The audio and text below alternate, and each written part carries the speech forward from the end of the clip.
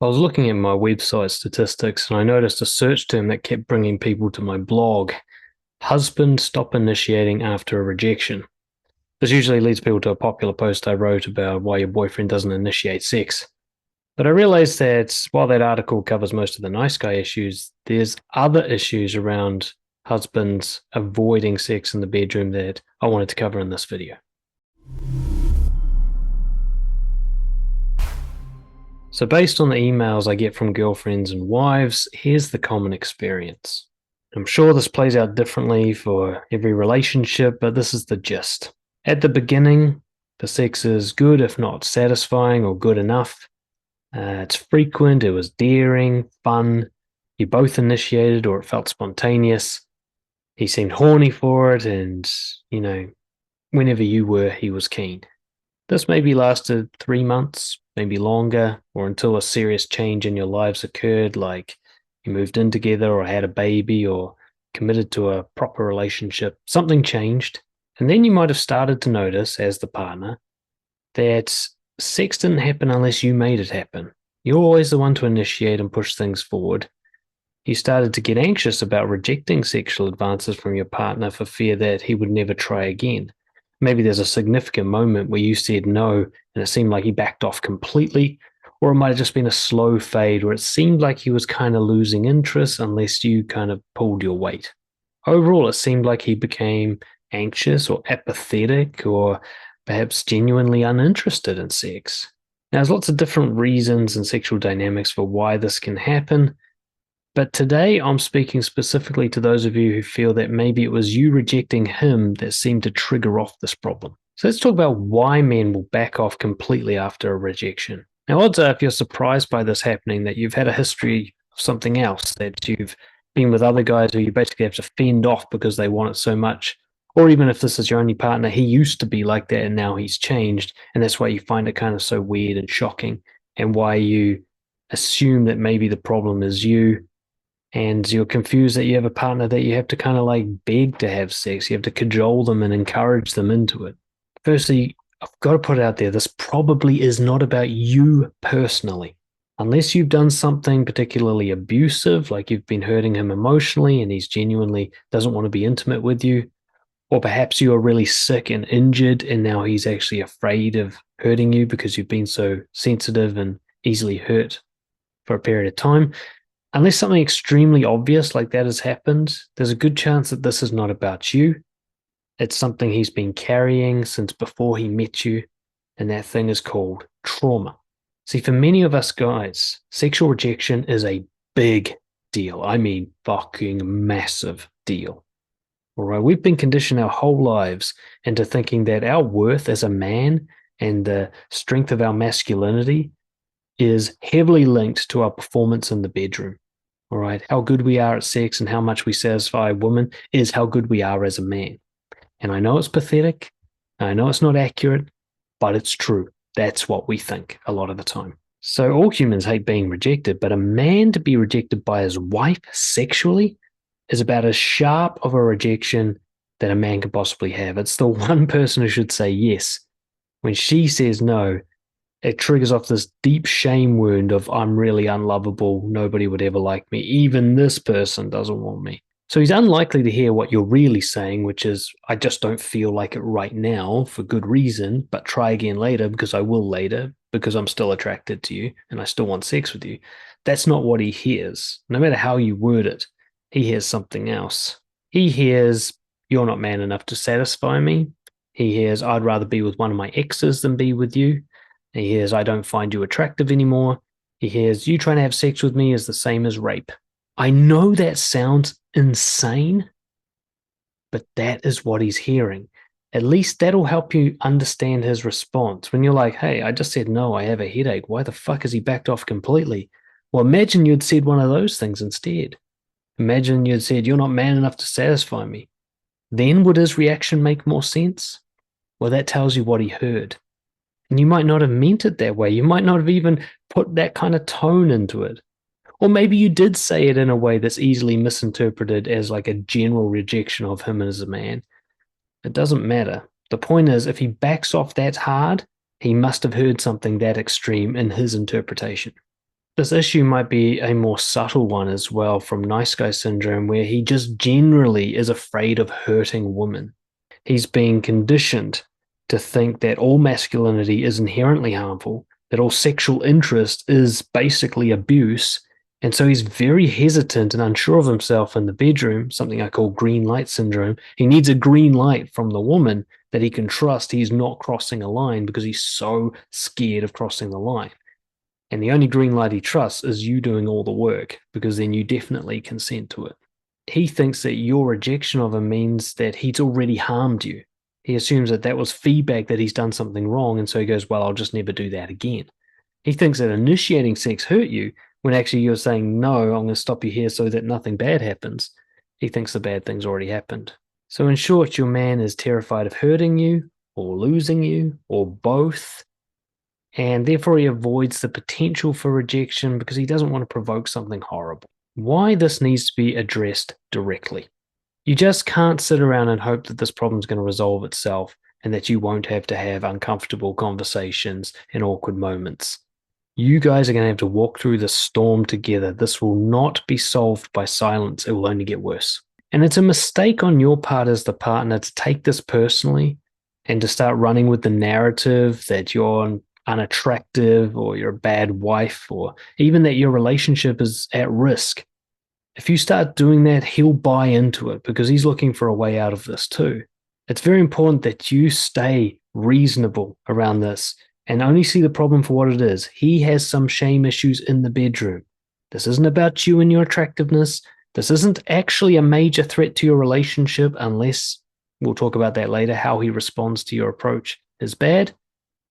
This is just his issue that he's brought into the relationship that you're going to work on together. Now, while there might actually be deeper relationship problems behind this issue, it is common for sex issues to be a symptom of deeper emotional issues in the relationship, stress at work, all kinds of things like that. It's best to deal with it at face value at first, that this is just a problem in the bedroom, and that's where we'll talk about it, that's where we'll address it. We'll start there, and then we'll go further out if it's proven that this goes further out. But leaping ahead and going, oh my God, our relationship is absolutely a disaster because he doesn't initiate sex, it's going too far too soon. Hold your roll. Come back to, okay, all I know is he's not initiating sex after I'd rejected him the last time. That's all I know for sure, so that's where we're going to deal with this. Don't come at him with accusations and blame about how he's the problem in the bedroom or how he's not finding you attractive anymore and all that kind of stuff. That's just going to compound his guilt and shame. Come at him as his partner. You're in this together. You love him and you want what's best for both of you. That's the frame to bring here. Start with the generous assumption that he's got a good reason for this. Now, you might not agree that the reason is good, but he thinks it is. And so you have to start there, even if that's wrong. To get to right, you have to meet him where he's at. You being compassionate and supportive is the most likely way forward to a good outcome. At least that way you'll know if the problem is what I'm talking about here in this video.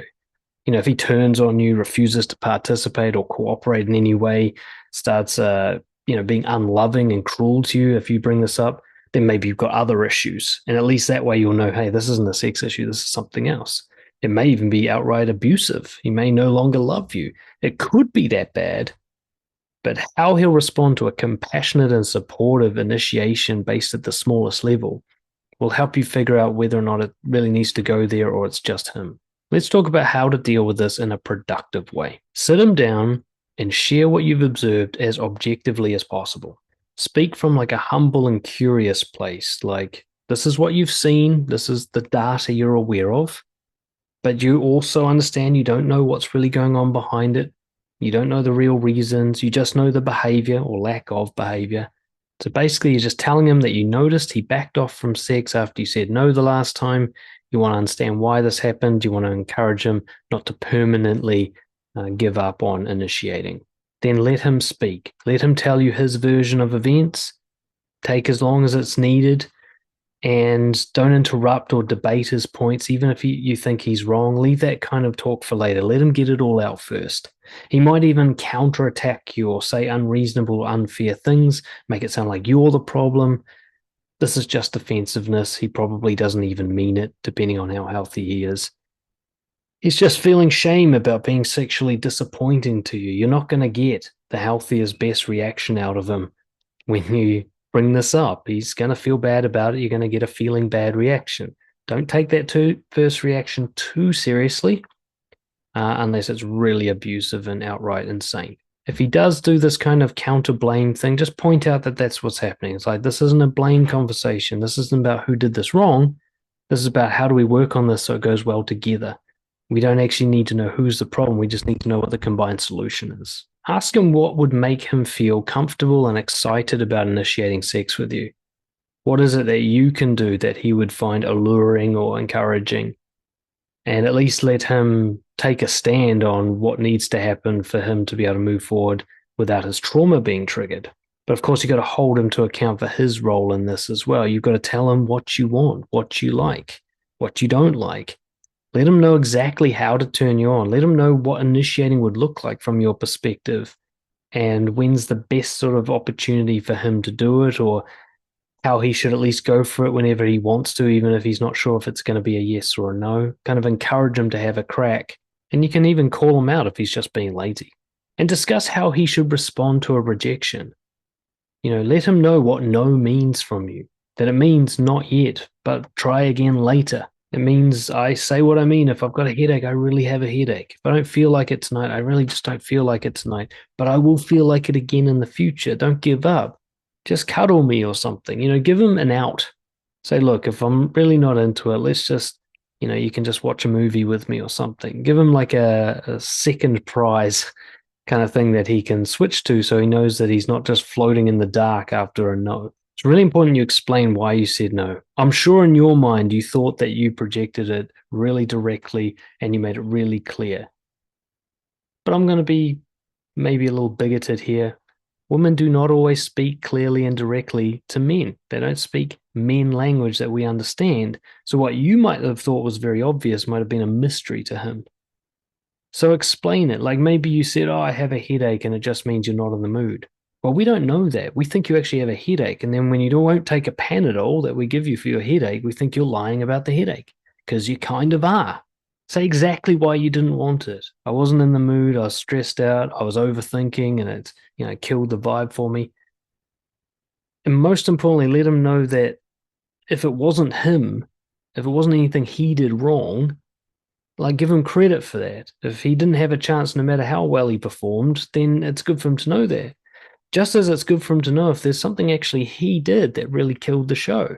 Like maybe he went too quickly, right? He didn't do it nice and slow like you like, or maybe it was too subtle and you didn't even know that that's what he was doing, right? Make sure he knows the difference between something he can control and something he can't, because this will give him something to grab onto, give him work. And if he is really enthusiastic about doing right by you in this relationship, this is kind of a test. Does he take that opportunity that you give him?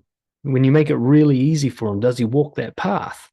Or does he still resist and refuse and be lazy? Because then you've got deeper problems. Together, you got to come up with a basic strategy or an agreement that will help make this easy, comfortable, safe, fun in the bedroom for both of you. And here's a real practical tip that's worked for a lot of my couples clients. You've got to stop looking at sex as this complete act that must happen, this like rule book where if we start kissing, it has to go all the way through to penetration and orgasm. It's not allowed to stop anywhere in between or go off on any forks. Make being sexual, being affectionate, being loving the thing that he's initiating, not actually sex as in the penetration act. All right, take the pressure off that something specific has to happen. And instead make it like, look, I just want you to be affectionate and loving and sexual with me. And there's no rules to that. You do what you feel like doing. You stop when you feel like stopping. It doesn't always have to end in an orgasm. It doesn't actually have to be anything. In fact, it should only go to penetration if we're both hot and heavy and raring to go. If either one of us is not, then we don't. We can just have a massage or a cuddle or a kiss. Just take the rule book away and the kind of set frame of what sex means and make it more open and fluid and flexible, so that he can initiate knowing that there isn't some goal he has to achieve, because there's a good chance he's putting heaps of pressure on himself to please you and to give you an orgasm and to be seen as good in bed. And if he doesn't think he can meet that goal tonight, he's not going to want to start. But if the goal is just to start and go as far as you want to, then he doesn't have to achieve anything in particular. He's more likely to do it. You got to prepare to have this conversation more than once. All right. This isn't a one-shot kill. You might find that the strategy you two come up with doesn't work because you didn't actually understand what the real issue is. Or it sounded like a good idea, but it didn't fit in with real life or something like that. So you sit down again. You say, it hasn't worked. What else can we try? Why didn't it work? What would be better? You might even do some research. You might work with someone like me to look at strategies. But just be prepared for the long game. Look, if this is the man of your life, this is your husband, for example, you got the rest of your lives to figure this out. We're not in a rush. You want this to work. Put the effort in. Stay calm. Be patient. Commit to long-term development. You're only going to quit if you doing this, being compassionate and consistent and respectful, is met with abuse, overly resistant response, or otherwise something completely unworkable, like him saying, you've got to fix this and storming off. In that case, you don't actually have a sex problem. You got a relationship problem. And issues in the bedroom are the last thing on your list of what you need to deal with. Of course, you don't have to fight this battle alone. I've helped many couples work through this issue. It's kind of a specialty of mine. So get in touch, dan@brojo.org. We can talk through some strategies to get your sex life back on track.